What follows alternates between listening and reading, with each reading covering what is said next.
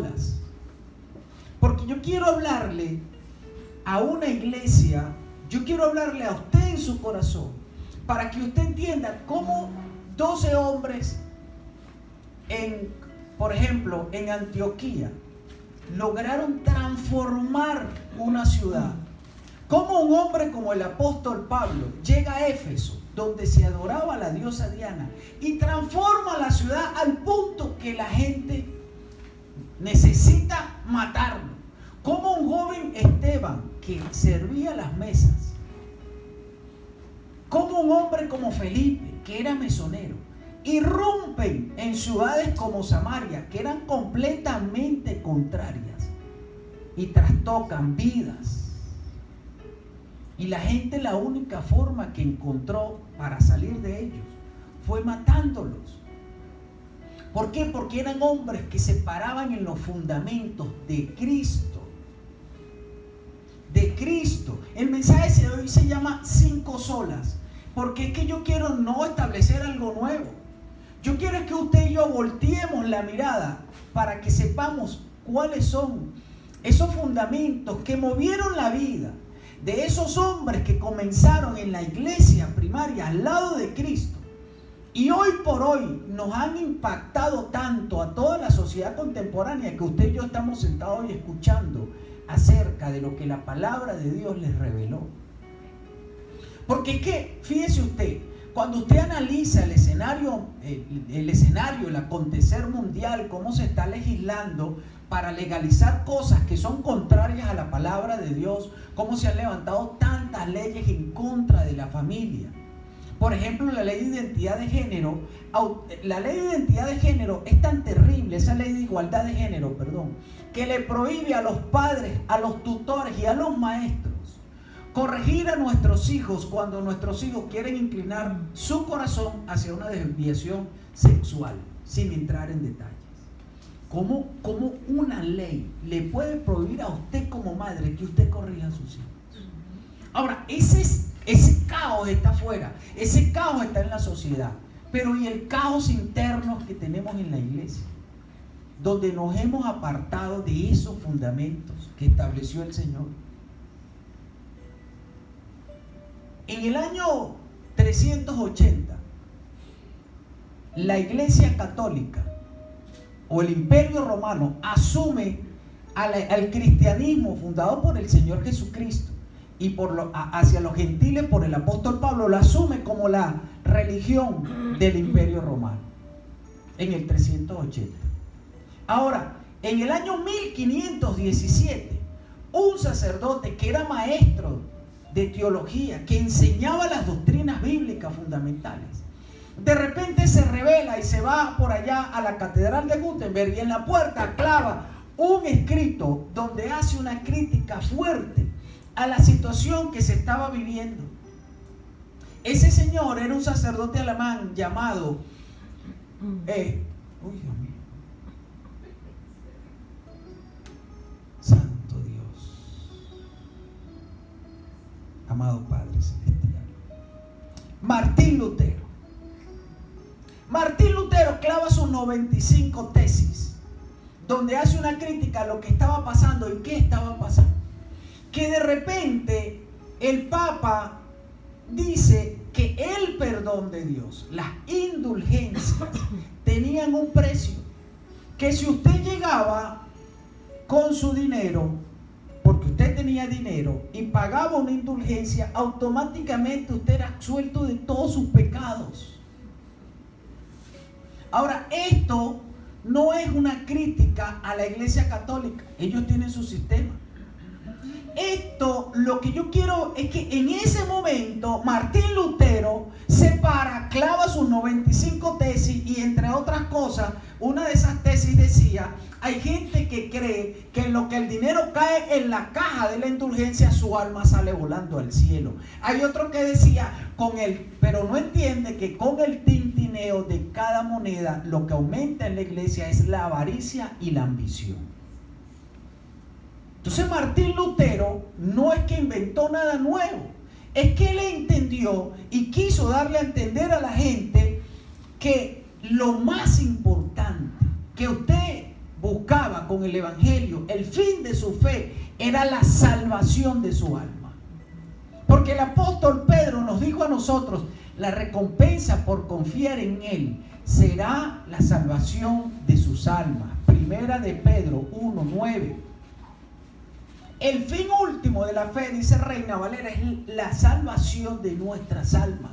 Entonces él dijo, tenemos que volver, no a la senda antigua, como algunos piensan que senda antigua es pelo, pintura, el pantalón es ropa, es corbata. No, tenemos que volver a ese modelo original de esa iglesia que trastocó, que trajo cambios, que trajo transformación, que hacía que hombres y mujeres se arrodillaran y prefirieran ver a su familia devorada por leones que decirle no, porque entendían que la salvación representaba lo más importante y que ser salvo era que ese Cristo había muerto en la cruz para que todos los pecados que Él había cometido, que nosotros pero no habíamos cometido, quedaran saldados delante del Padre Celestial. Y hoy usted se parara y dijera, yo soy extranjero y peregrino en esta tierra.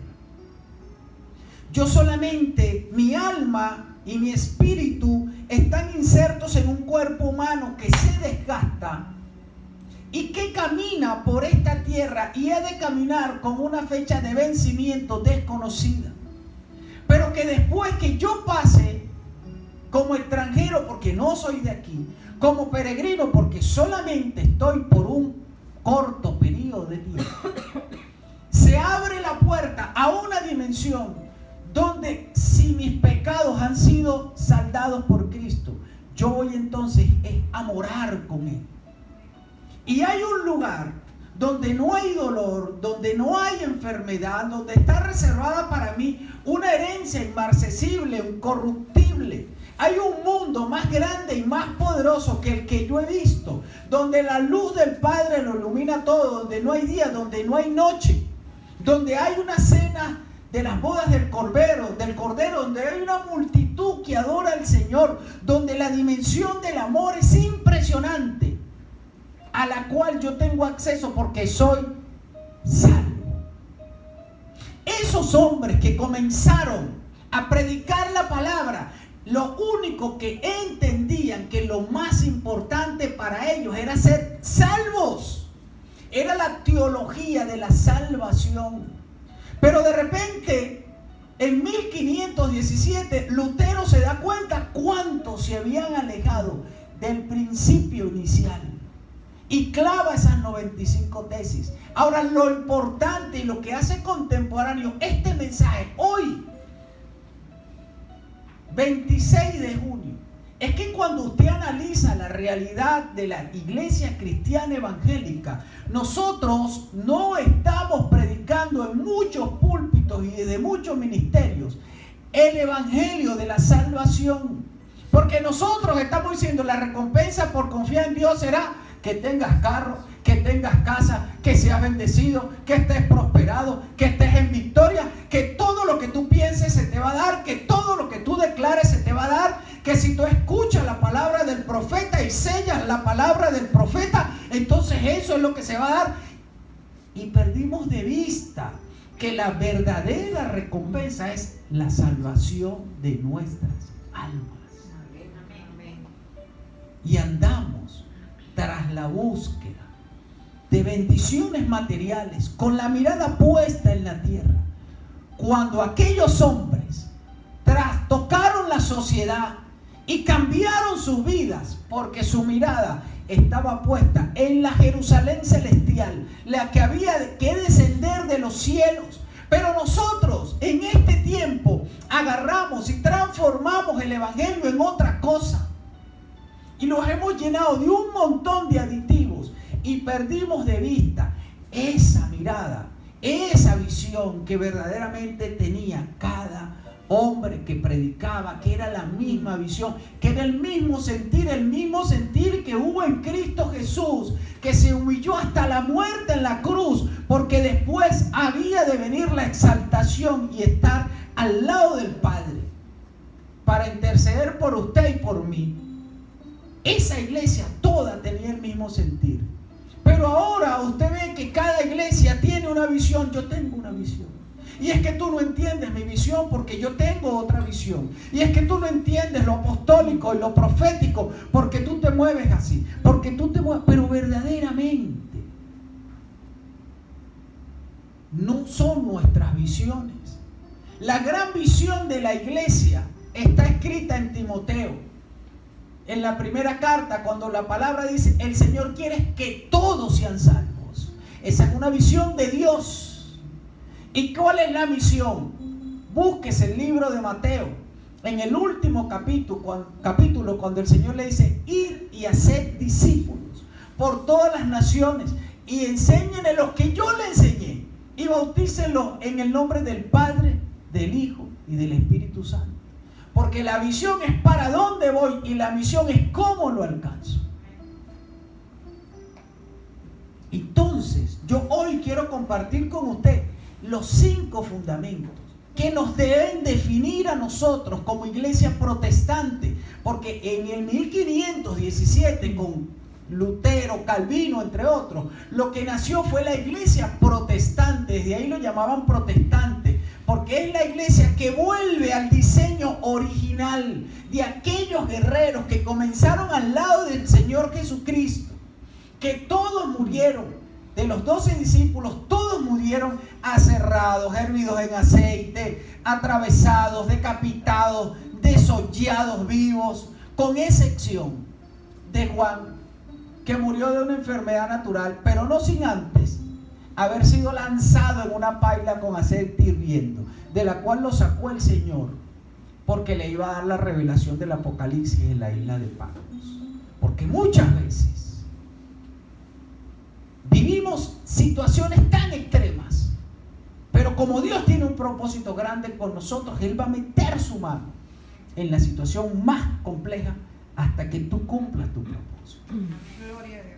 Lo primero de esos fundamentos que perseguían esos hombres y que establece los protestantes como Calvino, que establece el mismo Martín Lutero y que están plasmados por allí, la primera era esta, que nosotros necesitamos entender. Sola escritura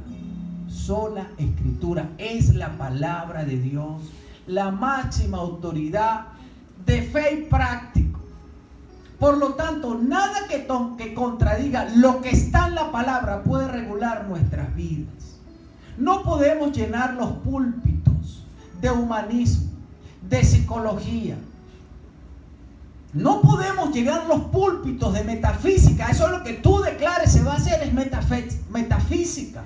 No podemos llenar los púlpitos de humanismo. No podemos llenar los púlpitos de principios básicos de la economía y de la comercialización. No podemos llenar los púlpitos de mitos, ni de historias, ni testimonios personales, sino de la palabra. No podemos llenar los púlpitos con nuestra propia filosofía. No, porque como tú no conoces mi historia, no puedes disfrutar de mi gloria. Filosofía pastoral.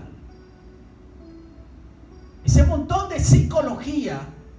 Y entonces la gente tiene una confusión. Por eso yo le digo y le repito a ustedes, no se quede con lo que yo le predico. Vaya a la fuente original y beba, porque el Señor dijo, aquel que quiera sabiduría, que la pida, que se la he de dar abundante y sin reproche, y sabiduría. Aleluya, aplauso al Señor fuerte si usted quiere decir. Y sabiduría es conocimiento de Dios. Sabiduría no es que usted sepa textualmente cada versículo. Sabiduría es que usted viva conforme a la palabra de Dios, pero tenemos que ir a la fuente. Solo escritura, solo escritura. Yo veo en los portales, en las páginas de mucha gente, que entonces ya muchos ministros no queremos poner lo que dice la palabra, sino que queremos hacerle que bueno, porque la dimensión del reino. Entonces yo le hago un arreglo, lo pongo ahí, aleluya, entonces todo el mundo dice amén. Y hay a veces que somos tan profundos que la gente se pierde en nuestras profundidades y no entiende, pero la palabra es clarita. Es una espada de dos filos que penetra hasta partir el alma del espíritu y crea discernimiento. Es decir, que nosotros tenemos una vida donde nuestra carne quiere algo, pero nuestro espíritu quiere algo que es completamente contrario. Y entonces necesitamos discernimiento para saber lo que es bueno conforme al espíritu y lo que es malo conforme a la carne. Lo único que produce ese cambio en nuestro interior es la palabra de Dios. Amén. Lo único que cambia la vida de un hombre es la palabra de Dios. Lo único por lo cual usted debe instruir a sus hijos para que ellos jamás se aparten del camino es con la palabra de Dios. Lo único que podemos predicar desde un púlpito, lo único que podemos predicar en las almohadas, en la cama, en la noche a nuestros hijos, lo único por lo cual podemos pelear, luchar y garantizar que va a resistir el respaldo divino es la palabra de Dios. Porque ¿de qué nos vale alimentarnos de tantas y tantas cosas si al final no tienen el respaldo de nuestro Padre Celestial? Por eso, hoy más que nunca, donde se está predicando tantas cosas, donde hay gente que va a las iglesias y los alimentan con un montón de positivismo, de psicología positiva, de manipulación, y la gente grita, salta, y la gente llega a su casa, estoy feliz. No estás feliz, estás intoxicado de tanta oxitocina que te hicieron producir en ese cerebro con tantas declaraciones positivas, pero a los 2 días o cuando se te pasa, ya anda la gente el martes arrastrando sus cadenas. Ay, pastor, estoy en una lucha. Estoy que no puedo más, Señor. El rato ahora, Padre, porque ya yo no puedo. Claro, porque su mirada, su visión, su conocimiento, su sabiduría no fue alimentada con la palabra, sino con un montón de mentiras, de charlatanerías. Es la palabra. Coma palabra todos los días, lea la Biblia todos los días, conozca a Cristo. Pastor, ¿qué leo? La palabra. ¿Cómo aconsejo a mis hijos? Con la palabra. ¿Cómo aconsejo a mi esposo? Con la palabra. No le dé con la palabra, háblele con la palabra. A veces provoca que a uno le den con la palabra, porque a veces uno, pero no es con la palabra. Entonces lo primero de esos 5 fundamentos es la Escritura. Este es el mejor escudo anti-manipulación. Porque la Escritura, y ahí voy, me voy a meter en este tema. Yo creo que algo que afecta cuando no se predica palabra en la vida de la gente es el sentido común. El sentido común, amados hermanos, es esa capacidad que usted y yo tenemos para, en función de todas las experiencias que hemos vivido, reaccionar ante las situaciones cotidianas de la vida. Eso es el sentido común. Usted no se queda meditando mucho para saber si le metió o no la mano en un enchufe. Usted no se la pone. Usted no se queda meditando mucho cuando usted ve a su hijo caminando por el borde de una orilla y se puede caer, usted lo agarra. Porque su sentido común es lo que actúa. La palabra de Dios viene a fortalecer ese sentido común. Para que usted sepa que lo que parece feo, huele feo y se ve feo, es feo. Eso es el sentido común. Sin embargo, hay iglesias donde la psicología empieza a cambiar las cosas. Y empiezan a robarle el sentido común a la gente porque no están predicando la palabra. Entonces usted dice, pero ¿cómo es posible?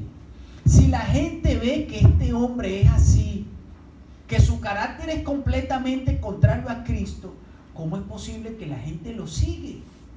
Por ejemplo, hay una iglesia en Carolina del Norte que la pastora de la iglesia trabaja en un club de desnudistas de lunes a sábado.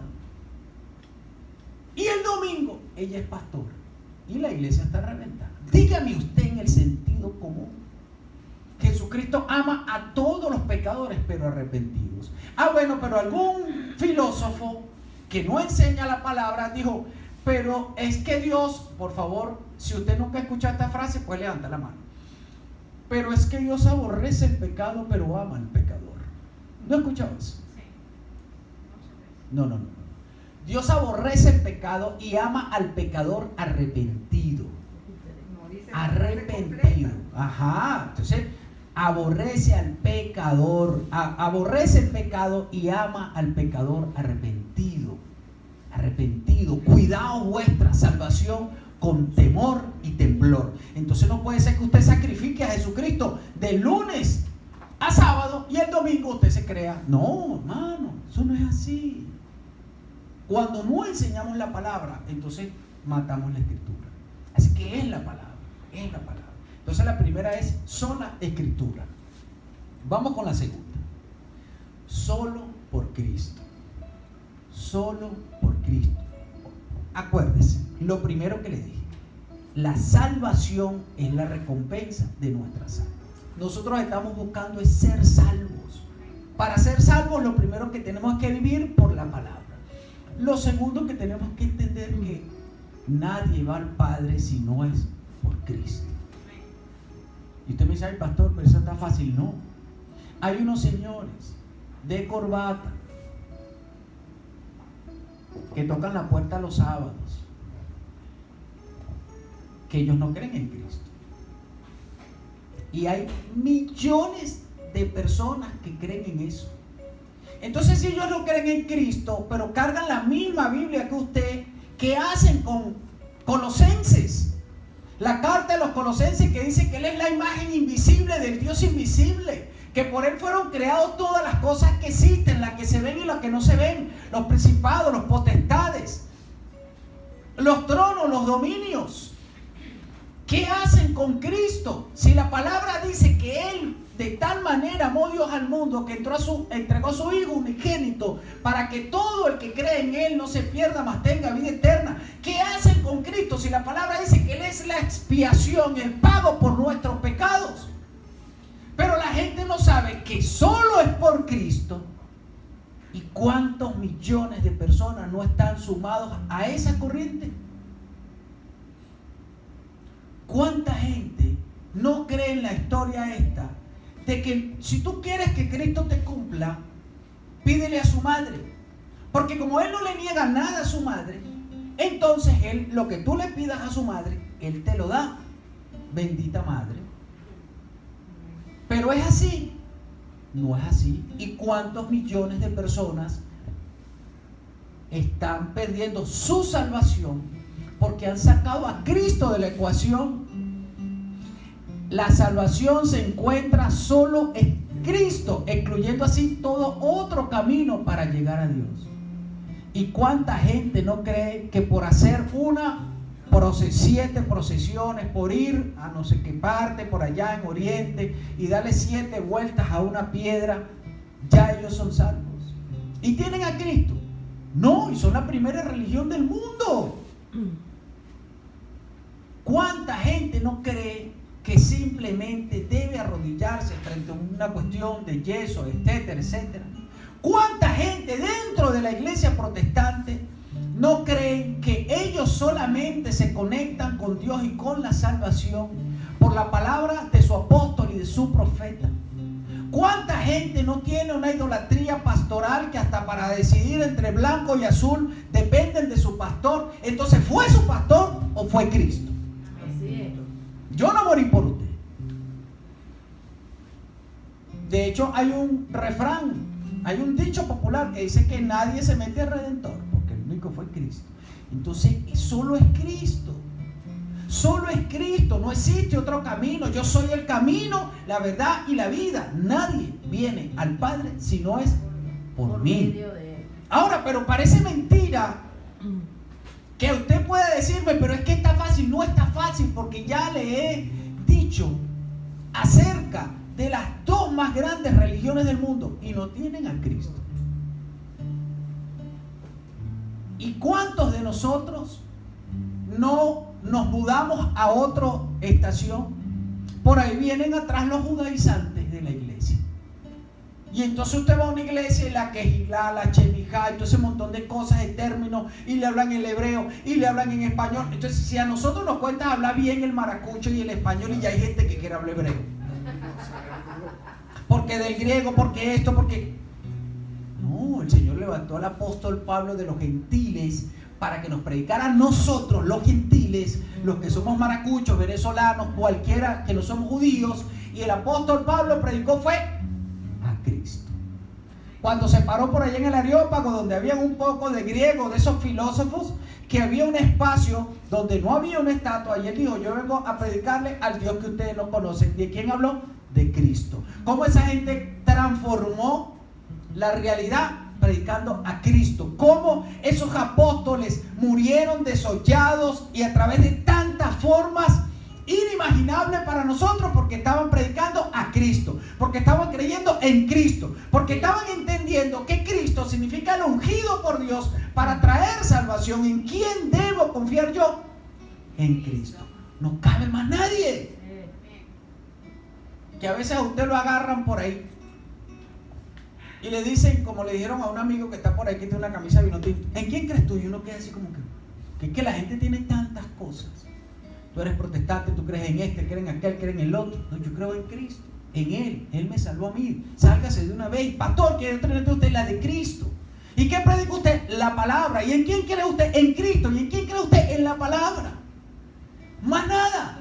No se deje engañar, porque hay un montón de timadores en este tiempo, hay un montón de charlatanes en este tiempo, hay un montón de engañadores que están dentro de la iglesia. Porque ¿acaso la palabra no dice que en los postreros tiempos se levantarán falsos profetas y falsos maestros? ¿Y dónde se van a levantar? Allá en la concha acústica. No, se levantan dentro de la iglesia. Sí. Pero la apostasía tiene dos caras. Esos falsos profetas y esos falsos maestros, y un montón de gente que dice la palabra que en los postreros tiempos tendrán comezón de oír y se amontonarán para escuchar a engañadores y a espíritus que predican doctrinas de demonios. O sea, se junta el hambre con las ganas de comer. La apostasía tiene dos caras. Yo quiero que usted no tenga ninguna de esas dos caras, sino que usted entienda que usted es salvo solo por Cristo. Usted se arrodilla y le pide a Cristo.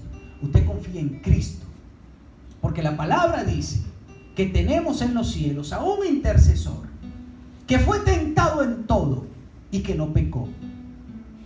Y eso lo capacita para entenderte, Carmen, para entenderte, Thaís, para entender tu situación, porque por eso Él vino en un cuerpo humano y por eso nos comprende, por eso nos entiende, por eso entiende nuestras dificultades, por eso entiende cómo nos sentimos frente a nuestras tentaciones, y por eso es capaz de perdonarnos, porque es un abogado que murió por ti y murió por mí.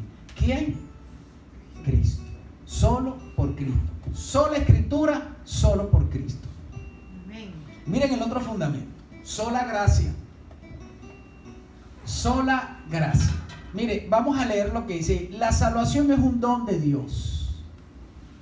Por tanto, es algo que el pecador recibe de forma inmerecida, basada en los méritos de Cristo, alcanzados durante su vida, su muerte y su resurrección. Dios vio que nos era imposible a nosotros cumplir la ley que le entregó a Moisés, y por eso Él extendió su mano y puso a su Hijo en paga por nuestros pecados. Usted es salvo no por las cosas que usted haga.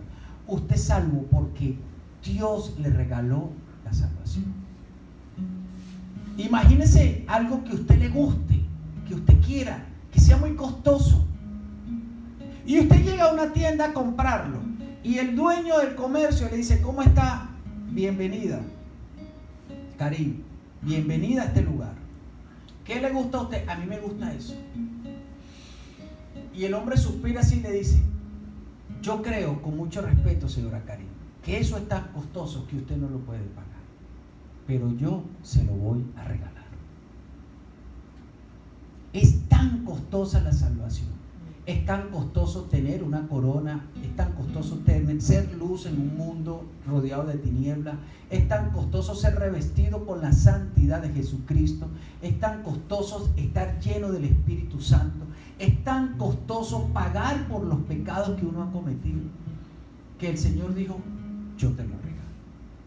Es un regalo de Dios. Cuando usted cree que usted tiene que hacer muchas cosas, no, es un regalo de Dios. Es un regalo. Pero a veces a nosotros nos cuesta entender, entonces nosotros la queremos poner difícil. No, eso no es así. Usted se pone falda de ahora en adelante. Y usted no se me quita una corbata. Y si no combina con el saco, mejor. Usted tiene que hacer esto. Y entonces están entrando esa corriente judía de la cual hablaba en el tema anterior, y le dice, no, pero usted tiene que cumplir la ley. No, la ley son 613 mandamientos, nadie puede cumplirla. No me vengas a meter una cosa, porque la misma ley dice que si yo violo uno de esos mandamientos, soy maldito igual. Por eso el Señor dijo, mejor es por gracia. Mejor es por gracia, mejor se la regalo, porque si no, no voy a encontrar a ninguno. Mejor lo justifico yo, mejor pongo yo a Cristo. Él puso la ofrenda. Lo que hacían ellos de año tras año, llevar una ofrenda para pagar por los pecados, era una ofrenda que tenía una cobertura temporal, pero Él dijo, vamos a poner una permanente. Vamos a poner a mi Hijo sin pecado, concebido por el Espíritu Santo, que paga el precio de una vez. Entonces usted puede decir, mis pecados hasta el último día de mi vida, el Señor los pagó de una vez. Diga así, de una vez. De una vez. Y me lo regaló. Cuando a usted le regalan algo, ¿qué hace usted de ahí en adelante? Gracias. Gracias. Por eso cuando usted se levanta en la mañana, usted lo primero que tiene que decirle, Señor, gracias. Que la cosa está difícil, está complicada. Gracias. Que no hay... Gracias, Padre. ¿Qué se siente? Gracias, Dios.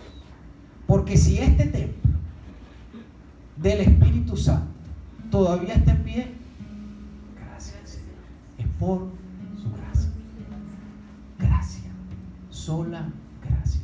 No, que es que yo no voy, yo no me sumo, porque a mí me da pena, porque yo cometí muchos errores, porque yo era esto, porque yo era lo otro, porque cómo comienzo, que yo necesito arreglarme yo para poder ir para la iglesia tuya. Me dijo, no, mentira. La gracia. Él tiene un regalo. Él tiene un regalo. Él nos ha dado un regalo a nosotros. Es su regalo. Por eso es sola gracia. Si usted cometió un error, usted y su corazón todavía late de arrepentimiento y de temor y de pena delante de Dios, es porque usted todavía la gracia está dentro de usted. Entonces venga y diga, por tu gracia, por tu gracia. El cuarto, solo fe. No, que tienes que hacer esto, que tienes que hacer lo otro, que tienes que ir para la procesión, que tienes que pasar. Yo escucho, mire, nosotros hemos dañado tanto la mentalidad de muchos de nosotros, de muchos de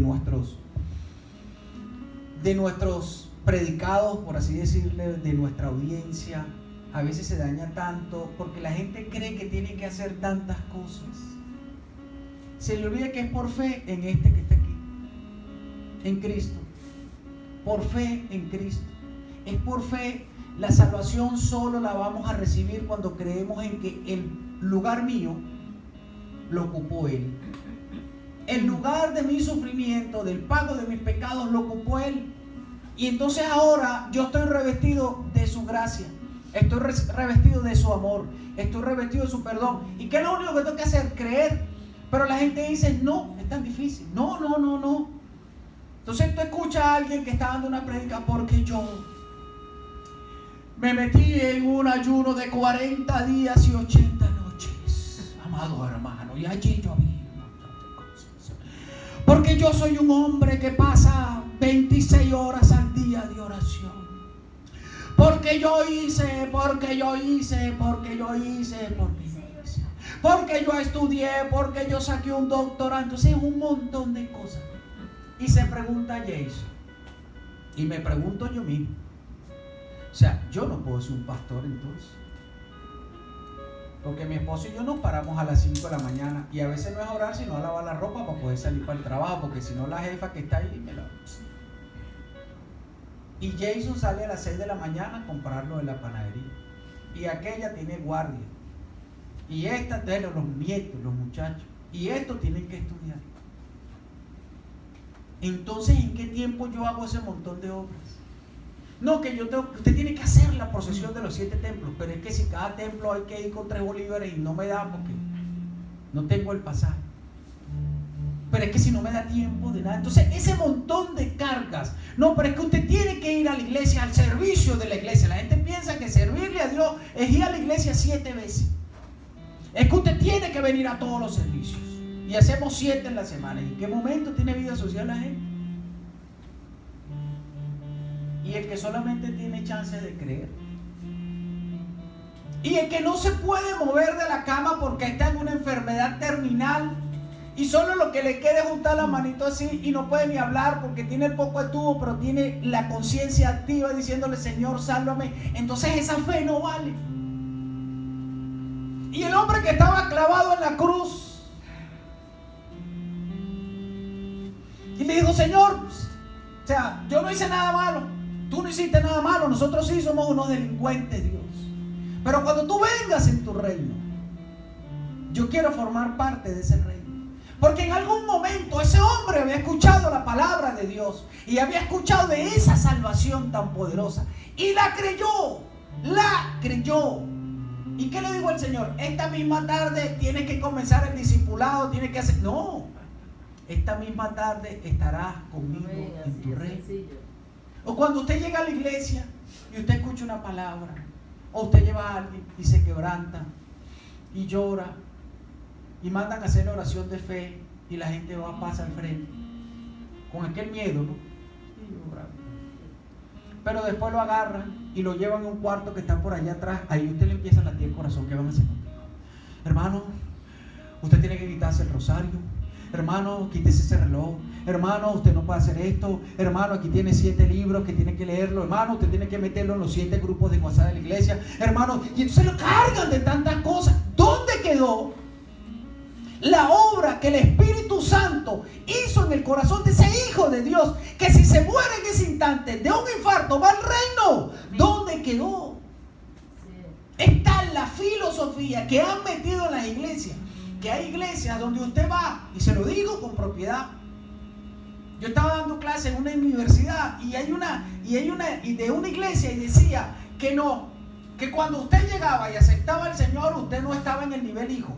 Usted estaba en el nivel siervo. Y usted lo único que le salía era caminar para donde le dijeran sus líderes, porque le asignaban un líder. Ya, no se fuera a morir porque usted estaba en nivel siervo. Después que usted pasaba cierto tiempo y hacía unos cursos y asistía a X cantidad de reuniones, usted estaba en el nivel esclavo. Y después que usted terminara un curso, un discipulado, entonces usted estaba en nivel hijo. Y si usted seguía, usted llegaba a nivel paternidad apostólica. O sea, soy como un querubín. Hermano, no es por fe.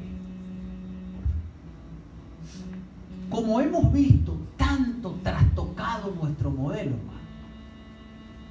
Entonces usted se arrodilla, ora por un enfermo y usted dice: a lo mejor no se sana. Es que yo no he hecho el curso. Hermano, ora en su casa y dice: no, pastor, pero es que yo no tengo autoridad. Yo no he hecho el curso. Mire, ese brujo de la esquina me carga el trote. Hermano, usted no está lleno del Espíritu Santo. Usted no tiene fe para entender que cuando usted se arrodilla, usted ora, cuando usted reprende, no es su fuerza, no es su espíritu humano, sino que es el Espíritu Santo del que murió por usted, por fe, que se mueve, reprende, destruye, edifica y trae cambios y transformación. Por fe. Fe. No es por obras. No es por nada que usted pueda hacer, es por fe. Señor Jesucristo, tú eres mi Señor, tú eres mi Salvador. Dice la palabra que tú vas delante de mí como poderoso gigante, que caerán a mi lado 1000 y 10,000 a mi otro lado, pero a mí no llegará. Yo creo eso por fe. Y eso implica, la fe implica que usted no pone nada, porque todo lo pone la gracia de Dios. Necesitamos una iglesia que trastoque. Por eso es que esa iglesia trastocó. Por eso es que esos hombres, porque su mirada estaba puesta en esos pilares de la salvación, solo escritura, solo gracia, solo fe. La fe es la fe, porque mi fe dice que yo tengo la certeza de lo que no se ve. Y yo no, cuando hablo de no se ve, estoy hablando del trono de Dios, el trono de su poder, sus ángeles, su Espíritu Santo habitando en mí, Cristo a su derecha, intercediendo por mí todos los días. Eso es lo que yo no veo, pero no creo. Solo fe. No es por obra, es por fe. No se limite, porque la fe no tiene límites. Amén. Y la quinta, solo a Dios sea la gloria. Solo a Dios sea la gloria. Y antes de cerrar, vamos a hacer un repasito. Solo Escritura, solo por Cristo, sola gracia, sola fe y solo a Dios sea la gloria. Porque es que la salvación de nosotros viene de Él. La salvación de nosotros viene de Él. Entonces mi vida, como ya está convencida de que ha recibido la salvación, de que cuando usted cierre los ojos, de repente lo va a abrir y va a estar su Señor, así que usted se va a quedar mudo, así que de repente el que murió con cáncer, de repente se ve en un cuerpo rejuvenecido, que de repente aquel que sufrió un mortal accidente y se ve que no hay nada amputado en su cuerpo y está limpio, sano, no es que volvió así, se vio bañado, no, se ve sano en ese reino tan espectacular y se encuentra con su Señor y Él le habla. Aquellos que han tenido experiencia, yo no he tenido esa experiencia, dicen que Él le habla y entonces ven que Él le habla y ven que todo lo que estaba prometido y ven que la Jerusalén celestial, que tiene calles de oro, ríos de cristal, que tiene una hermosura de arquitectura, que tiene un diseño inimaginable, que hay una misa con las bodas del Cordero, que hay un nombre nuevo, que hay una corona, que hay un traje, como lo dice la palabra. No estoy inventando lo que dice la palabra. Eso está ahí. Entonces, ¿cómo no le doy yo la gloria a Dios? No podemos seguir agarrándonos nosotros, ni predicando nosotros un evangelio donde solamente predicamos una parte de la palabra que viene a satisfacer las necesidades y los intereses de algunos, sino que tenemos que predicar la palabra en su integridad. Tenemos que hablar de santidad, de pecado, de infierno, de bendición. Pero hay unos genios que dicen: es que lo que pasa es que más del 80% de la palabra habla de prosperidad. No, toda la palabra habla de Cristo. El cordero que sacrificó Moisés era Cristo. El arca que estaba edificando Noé era Cristo. El pacto renovado del cual habló Jeremías lo iba a establecer Cristo. El redentor del cual habló Isaías era Cristo. El arca que vio, el trono de Dios que vio Ezequiel era el de Cristo. Toda la palabra habla es de Cristo. Toda la palabra habla de redención. Toda la palabra habla de salvación. ¿Acaso cuando Adán y Eva pecaron no le pusieron una piel para cubrir su desnudez? ¿Y a quién sacrificaron? A un animal. ¿Y quién era el sacrificio? Cristo. Entonces, ¿a quién le tengo que dar yo la gloria? ¿Al pastor que me predicó? ¿Al pseudo profeta que me dio la palabra?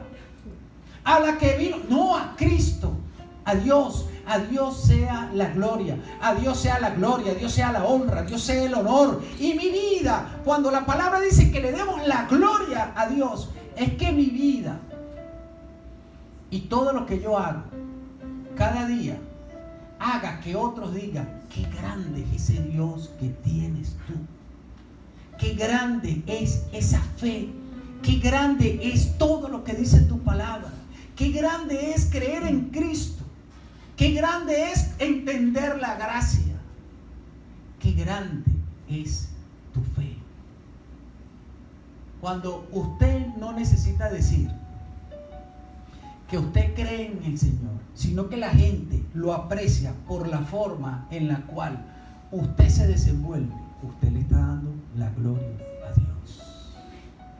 Por eso es que el apóstol Pedro le dijo a las esposas que sus maridos sean convertidos a Cristo solo por la conducta de ustedes. Porque nuestra conducta le da la gloria a Cristo, le da la gloria a Dios, y el poder y el respaldo de Dios viene sobre nuestras vidas. Amén. Amados hermanos, todos los días caminen en esto. 5 fundamentos que tiene la palabra. La semana que viene quiero hablar de 3 que se llaman los 3 credos del cristiano. Pero esta semana le quiero dejar esos 5. Solo escritura, sola gracia, solo fe, solo a Cristo, solo a Dios sea la gloria. Amén. Palabra de Dios. Sumérgase en la palabra, póngase sobre sus pies y